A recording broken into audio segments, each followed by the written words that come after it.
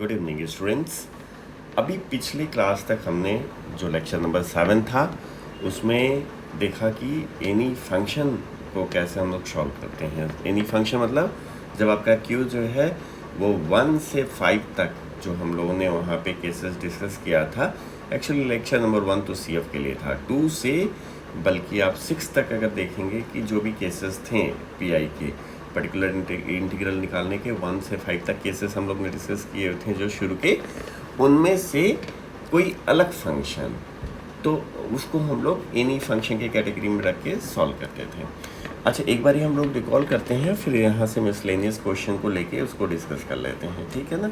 तो हम लोग ने देखा था एनी फंक्शन का जो एक कॉन्सेप्ट था वो ये कहता था कि अगर आपके पास 1 डी माइनस ए या 1/d+a के फॉर्म में लीनियर फैक्टर्स हैं। तो लीनियर फैक्टर्स कैसे मिलते हैं ऑपरेटर्स के, ये तो बाद में देख लेंगे। पहले बस ये देख लें कि अगर ये है 1/d-a और d+a के दोनों में से किसी भी फॉर्म में है आपके फंक्शन ऑफ ऑपरेटर से बना हुआ जो लीनियर फैक्टर है, तो वहाँ पे आप इस फॉर्मूले को अप्लाई कर सकते हो। फॉर्मूला ये कहता है कि अगर यहाँ पे मान लिया थोड़ी देर के लिए कि -a है, तो आप फार्मूले में क्या कर दोगे, फार्मूले में लिख दोगे e पावर, इसका साइन चेंज कर दो +ax, और अब फिर से साइन चेंज करो, इंटीग्रल के अंदर -ax q आ जाएगा, dx आ जाएगा। ये लेमैन की भाषा में बिल्कुल हम समझा रहे हैं। मेरे ख्याल से मैथमेटिकल लॉजिक जो इसके पीछे होता है हमने पीछे डिस्कस किया था, अगर नहीं किया तो एक बार फिर से हम लोग रिकॉल कर देंगे। यहाँ पे सेकेंड वन फार्मूले में अगर आप देखोगे तो यहाँ पे क्या है, यहाँ पे है +a, और इसको अगर आप लिखना चाहोगे तो लिख सकते हो e⁻, साइन चेंज करो -ax, और फिर से साइन चेंज करो ax q dx, ये आपके सामने आ जाएगा। तो ये एक तरीका है जिससे कि फार्मूले आराम से दिमाग में रखे जा सकते हैं। इसके पीछे की लॉजिक क्या थी वो छोटा सा बस एक यहाँ पे टाइम लेके हम बता देते हैं। देखिए, अगर आपको पी कहा जाता है किसी भी फंक्शन का निकालने के लिए d-a के रिस्पेक्ट में, ये q है, q क्या है, q भी एनी फंक्शन ऑफ x का केस है। तो मान लीजिए थोड़ी देर के लिए अगर इसकी वैल्यू p होती है तो यहाँ से आप लिख सकते हो d-a p = q लिख सकते हो। अभी ये है क्या, dp/dx है और -ap है = q है। अब अगर आप इसको देखोगे तो ये आपका हो जाएगा लीनियर डिफरेंशियल इक्वेशन है इन p, this is what linear differential equation in p है।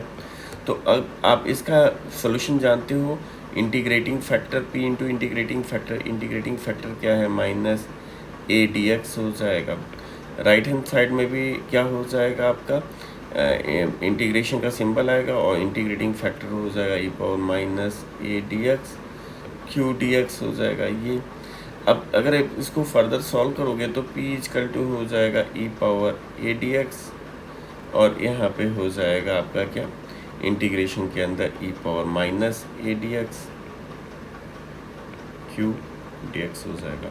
इसको फिर से अगर आप सॉल्व करोगे तो p की वैल्यू जो हो जाएगी e⁻ax हो जाएगी, और यहाँ पे जो आपका हो जाएगा e⁻ax q dx हो जाएगा। एक्चुअली ये है क्या, p आपका, p अगर आप देखिएगा यहाँ से, कहाँ से भाई, p अगर यहाँ से देखिएगा तो p आपने क्या मान रखा था, pi था, और 1/d-a की वैल्यू थी। तो ये है क्या, 1/d-a q की वैल्यू है। तो सिर्फ अगर यहाँ से हम लोग इतने को चुरा लेते हैं, ये जो आपके सामने लिखा है, तो यहाँ पे हमारा क्या है, यही तो फार्मूला था, जो आपने पढ़ रखा था, कहाँ पे, ए यहाँ पे दिख रहा है सबको। p = p मतलब ये क्वांटिटी को हम लोग p कह रहे हैं, e⁻ax - a। तो ये एक लॉजिक है, लेकिन आपको लॉजिक की ज़रूरत नहीं है, आप आराम से बिल्कुल करोगे तो ये हो जाएगा, ठीक है ना। तो इसी तरीके से आप सेकंड वाला फार्मूला भी देख सकते हो, उसको तैयार कर सकते हो। ये मेरे चैनल का लिंक है, अगर आप इस पर सब्सक्राइब करते हो तो आपको लगातार वीडियो जो भी डेली अपलोड हो रहा है वो मिलता रहेगा डिफरेंशियल इक्वेशन का, ठीक है जी। और ये मेरा नाम है अभिषेक सिंह। तो आप लगातार इस तरह से बने रहिए, और अपने सजेशंस भी अगर कुछ हो तो देते रहिए। जो भी इसमें इम्प्रूवमेंट हो सकता है वो करने की ज़रूर कोशिश की जाएगी।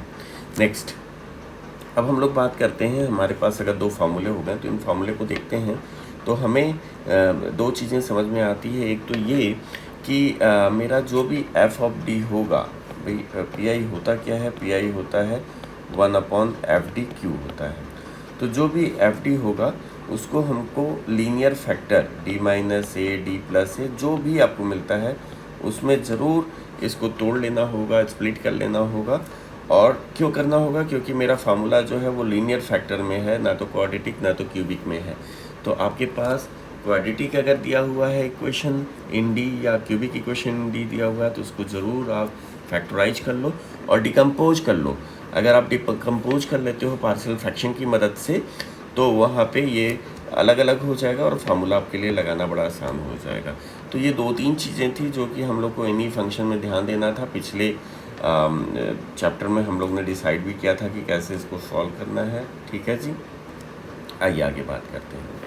अगर हम लोग आगे बढ़ते हैं तो यहाँ पे एक चीज़ हम लोग को समझ में आता है कि कोई भी प्रॉब्लम दिया रहेगा तो हमें लीनियर फैक्टर में डिवाइड करके पार्शियल फ्रैक्शन को लगा देना और फिर यही सिंपल सा फॉर्मूला लगा देना। तो एक एग्जांपल लेते हैं। एग्जांपल आपके सामने है, solve d2y/dx² plus 3dy/dx plus 2y equal to, हम लोग ले सकते हैं इसको साइन e⁻x। ठीक है, ये क्वेश्चन है आपके सामने। इसका सॉल्यूशन देख लेते हैं क्या होगा।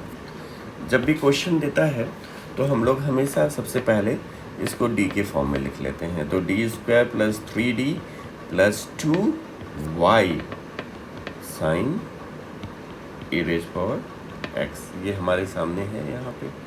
अभी हम लोग क्या करेंगे कि यहाँ पे ऑक्सिलरी इक्वेशन निकाल लेते हैं। हम लोगों को ये कुछ चीज़ें हैं जो कि हमेशा प्रैक्टिस में रखनी चाहिए। ऑक्सिलरी इक्वेशन हर एक क्वेश्चन में। तो ऑक्सिलरी इक्वेशन जो यहाँ पे हो जाएगा, if you replace d by m then you will get the auxiliary equation. तो 3m + 2 = 0। दो ऐसा नंबर सोचो, हमने सोच लिया 1 और 2, जिनका प्रोडक्ट जो हो वो इसके इक्वल हो, ठीक है ना, 2 के, और जिनका सम जो हो वो 3 के इक्वल हो। तो सम भी आ जा रहा है। अब इन दोनों को क्या करना है, साइन इसका चेंज कर देना है, m = -1 -2। तो ये तो मेरा एक लॉजिकल अप्रोच था कि आप देखते ही आप तुरंत रूट्स बता पाओ क्वाड्रेटिक इक्वेशन का। अदरवाइज आपके पास सिद्धाचार रूल है और फैक्टराइजेशन का मेथड भी है जिससे कि आप इसके रूट्स निकाल सकते हो। तो ये एक शॉर्टकट तरीका था कि आप देख के ही तुरंत वैल्यू बता दो। तो m = -1 -2, आपके पास दो रूट्स आ गए। अब इन रूट्स की मदद से दोनों रियल हैं और डिस्टिंक्ट हैं। कोई भी बच्चा CF की वैल्यू लिख सकता है, c1e⁻⁻x, x इंडिपेंडेंट वेरिएबल का नाम था, c2e⁻−2x। एक बार ही आपने CF लिख लिया तो अब PI की बारी आती है। PI का एक ही फार्मूला होता है 1/FD, d² plus 3d plus 2 होता है, और Q जो है आपका साइन e⁻x है। देखिए अब है क्या यहाँ पे, अगर ये साइन x होता तो ये केस नंबर 2 पर्टिकुलर इंटीग्रल का आप सॉल्व कर लेते। अगर ये e⁻x होता तो केस नंबर 1 पर्टिकुलर इंटीग्रल का आप सॉल्व कर लेते। लेकिन यहाँ पे क्या है, डोमेन की वैल्यू है e⁻x, isn't something a very peculiar type function which we hadn't discussed earlier। कहीं पे भी इसको डिस्कस नहीं किया है। तो ये किस कैटेगरी में आएगा, ये एनी फंक्शन की कैटेगरी में आएगा। तो ये एक तरीका है जिससे कोई भी बच्चा जो होगा एनी फंक्शन वाले क्वेश्चंस को आइडेंटिफाई कर सकता है। जहाँ क्वेश्चन एनी फंक्शन से हुआ आपके दिमाग में तुरंत क्लिक करेगा कि भाई साहब एनी फंक्शन के लिए जो फार्मूला है वो है लीनियर फैक्टर के टर्म में। देखिए यहाँ पे फार्मूला आपके सामने दिया है, एक तो ये दिया था, एक ये दिया था, दोनों लीनियर फैक्टर हैं। तो आपको अब सबसे पहले इसको लीनियर फैक्टर के टर्म में तोड़ लेना होगा। तो उसके लिए हम लोग क्या करते हैं, इसको लिख सकते हैं 1/, और लीनियर फैक्टर में तोड़ने का एक साधारण सा जो एक सिंपल तरीका है वो ये है कि आप यहाँ पे आ जाइए, बिल्कुल यहाँ पे आ जाइए और जहाँ पे m है उसको थोड़ी देर के लिए इमेजिन कीजिए कि वो d है आपका। तो d जो है उसकी वैल्यू -1 है तो फैक्टर हो जाएगा d+1। d इजकल टू -2 है तो फैक्टर हो जाएगा d+2। तो यहाँ से बच्चों आप दो फैक्टर आराम से बना सकते हो। एक तो हो गया d+1 और दूसरा हो गया d+2। और आज भी मेरा q जो है sin e⁻x है। तो आपने ये लिख लिया। उसके बाद आपको क्या करना है कि हमारा जो फार्मूला है, फिर से आप देखिए, मेरा फार्मूला वैलिड है फॉर लीनियर फैक्टर। या तो ये हो या तो ये हो, दोनों में कोई एक बार पे ही लगेगा। देखो ये लीनियर फैक्टर एक ही केवल आया है, प्रोडक्ट ऑफ लीनियर फैक्टर्स नहीं है यहाँ पे। अगर आप देख पा रहे हो प्रोडक्ट ऑफ लीनियर फैक्टर्स नहीं है, चाहे माइनस प्लस कुछ भी हो बट एक ही होना चाहिए। तो इसको डिकम्पोज करने का जो सबसे आसान तरीका होता है वो हमने बताया था पार्शियल फ्रैक्शन। तो a/d+1 कर लीजिए और b/d+2 कर लीजिए। आप ऐसे भी कर सकते हो, लेकिन अभी उस तरीके को हम लोग यहाँ पे डिस्कस नहीं करने जा रहे हैं।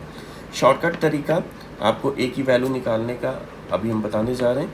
a की वैल्यू किसके साथ जुड़ी हुई है? a की वैल्यू इन साहब के साथ जुड़ी हुई है। तो आप इसको सोचिए कि ये 0 कब होगा? ये 0 तब होगा जब d की वैल्यू -1 आप रख दोगे। ये इन्फॉर्मेशन लेके आप भागते हुए कहाँ आ जाओ? जस्ट इसके प्रीवियस टर्म पे आ जाओ, जहाँ पे कि आपने पार्शियल फ्रैक्शन लगाना शुरू किया था। ठीक है जी। तो आप ठीक इसके पीछे वाले स्टेप पे आ जाओ और यहाँ पे देखोगे जहाँ d+1 है, चूँकि इन्फॉर्मेशन हमें इससे मिल रही है, तो प्लीज़ स्टूडेंट इसको आप हाइड कर लो। यहाँ पे वैल्यू मत रखो, क्योंकि यहाँ -1 रखोगे तो इनफाइनाइट दे देगा। 1/0 that will give you infinite. तो other then this you put d equal to -1 everywhere wherever you are getting d, whether it is in numerator or in denominator। तो न्यूमरेटर में है ही नहीं है, 1 है। डिनोमिनेटर में अगर -1 रखोगे तो 1/1 आ जाएगा। तो अल्टीमेटली हमें a की वैल्यू मिल गई 1। इस तरह से b के लिए ट्राई करोगे तो -2 लेके आप भागते हुए आ जाओगे इनके पास। इनको आप हाइड कर लो थोड़ी देर के लिए और इन साहब को बिल्कुल खुला रख दो, इनको एकदम खुला छूट दे दो। अब -2 रख दो आप यहाँ पे। -2 जहाँ आपने रखा तो -1 हो जाएगा। तो 1/-1 कितना होता है? -1 होता है। तो a और b की वैल्यू अगर आप निकाल लेते हो तो ये वैल्यू वापस कहाँ पे रख देंगे? ये वैल्यू वापस यहाँ पे रख देंगे। तो हम लिख सकते हैं कि pi की वैल्यू जो है वो कुछ और नहीं, a की वैल्यू रख दो और b की वैल्यू रख दो, तो आपको आ जाएगा ऐसा कुछ, और ये हो जाएगा sin e⁻x। अभी अगर हम डिस्ट्रीब्यूट कर देंगे फंक्शन को तो ये हो जाएगा 1/d+1। मौसम की वजह से, वेदर चेंज की वजह से तबीयत भी थोड़ी सी नाजार चल रही है। मेरी आवाज़ बड़ी भारी हो रखी है, लेकिन फिर भी उम्मीद है कि आपको थोड़ी बहुत मेरे आवाज़ की क्लैरिटी जो है वो समझ में आती होगी। ये हमने फंक्शन पे ऑपरेटर को डिस्ट्रीब्यूट कर लिया। अब हम लोग शॉर्टकट फार्मूला लगाने जा रहे हैं इसमें। तो शॉर्टकट फार्मूला अगर आप लगाते हो, चाहो तो इसको I1 I2 करके अलग से सॉल्व कर लो या यहीं पे लगा दो आप। हमने पहले में लगा दिया, इसमें मेरे को लगाना है, रेडिंग का यूज करते हैं, इसमें हम लोग करने जा रहे हैं। तो ये +1 है तो हम लोग लिख लेंगे e⁻x, इंटीग्रेशन के अंदर साइन चेंज किया +x और sin e⁻x dx हो गया। उसी तरीके से आप जब यहाँ पे जाओगे तो ये हो जाएगा आपका e⁻−2x, क्योंकि यहाँ पे प्लस है, और यहाँ पे हो जाएगा साइन चेंज करो 2x और sin e⁻x हो गया, dx हो गया। ये हम लोगों ने क्या किया, दोनों को एक साथ ही कर दिया। आपको फिर कह रहे हैं आप चाहो तो अलग अलग कर सकते हो। अब अगर जो इंटीग्रेशन के बाहर है, प्रॉब्लम में ये तो है ही नहीं है बेचारा, प्रॉब्लम में ये है। तो ऐसे क्वेश्चन में आप देख रहे हो कि आपके लिए थोड़ी सी दिक्कत पैदा कर रही है ये वाली डोमेन की वैल्यू। तो इसी को आप जो प्रॉब्लम में हो ना, वही आपको सोल्यूशन देगा। इसी को मान लिया t, तो अगर आपने t माना तो e⁻x dx जो हो जाएगा वो हो जाएगा dt। ठीक है जी। तो e⁻x और dx की जगह dt लिख देंगे हम लोग। तो थोड़ा सा हम लोग इसको साफ करते हैं और आ जाते हैं स्पेस दे के यहाँ पे। तो हम लोग ये देख रहे हैं कि e⁻x तो ऐसी ही है, और ई पावर एक्स डी एक्स जो है वो आपका डी टी हो जा रहा है, और बाकी आपने जो एज्यूम कर रखा है वैल्यू, इसकी जगह टी हो जाएगा। तो ये तो फर्स्ट पार्ट वाला हो गया। सेकेंड पार्ट अगर आप यहाँ पे हो तो यहाँ पे दिक्कतें आपके लिए क्या है, दिक्कतें ये है कि मेरा यहाँ पे भी ई पावर एक्स जो है बड़ा पिकुलर टाइप का फंक्शन है। तो इसको अगर आप टी ले लेते हो तो ई पावर एक्स जैसे आपने पहले टर्म में किया था, इसकी वैल्यू डी टी होगी। तो ई पावर 2x को अगर कोई बच्चा लिखना चाहे तो ई पावर एक्स इंटू ई पावर एक्स लिख सकता है। तो एक ई पावर एक्स डी एक्स के साथ आपको क्या दे देगा, डी टी दे देगा। और दूसरा ई पावर एक्स की वैल्यू क्या है, टी है, तो यहाँ पे हम लोग टी लिख लेंगे दूसरे की जगह, और इसकी वैल्यू। तो जब ये काम करोगे आप, हम थोड़ा सा इंक चेंज कर देते हैं, तो minus e power minus 2x तो ऐसे ही रहेगा।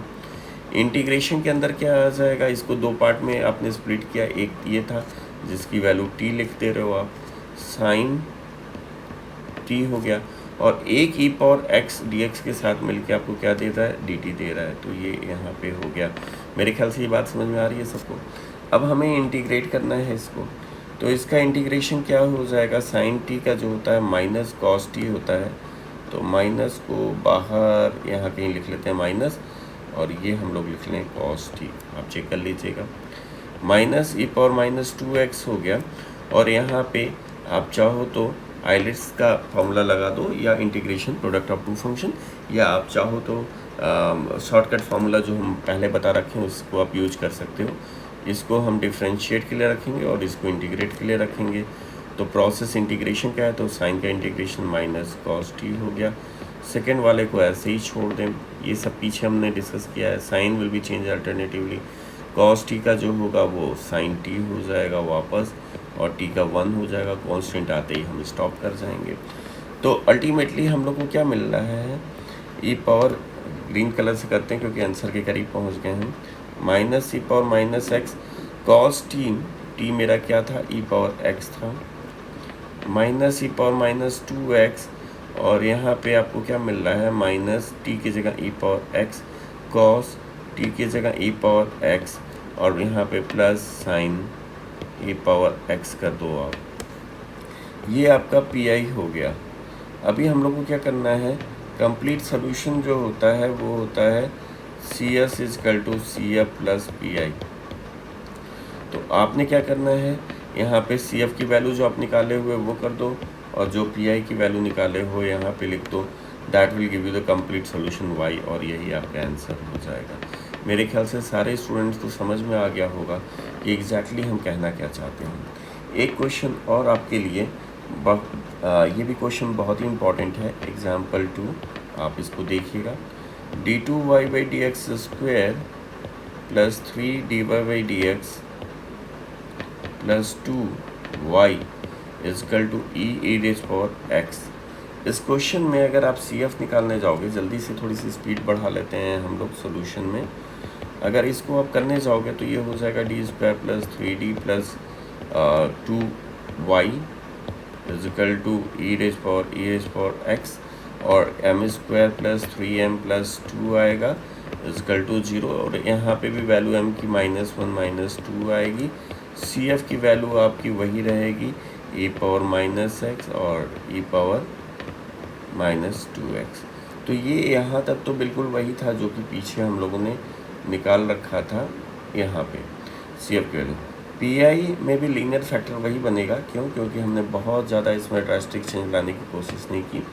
पी आई अगर आप देखोगे तो 1/d² प्लस 3d, ये क्वेश्चन आपको करना है, प्लस 2, और यहाँ पे मेरा जो है ये ई पावर एक्स नहीं है, नहीं तो केस 1 से होता। ये भी बड़ा अजीबोगरीब फंक्शन है, बहुत पिकुलर टाइप का फंक्शन है, जो कि एनी फंक्शन की कैटेगरी में आएगा।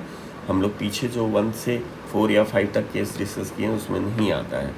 तो एनी फंक्शन जहाँ आपने समझा, तुरंत इसकी मदद से आप लीनियर फैक्टर में लिख दो d+1 और d+2, जैसा आपने पीछे कर रखा होगा, ई पावर एक्स, और तुरंत आप ए और बी की वैल्यू यहाँ पे इसको करके निकालना।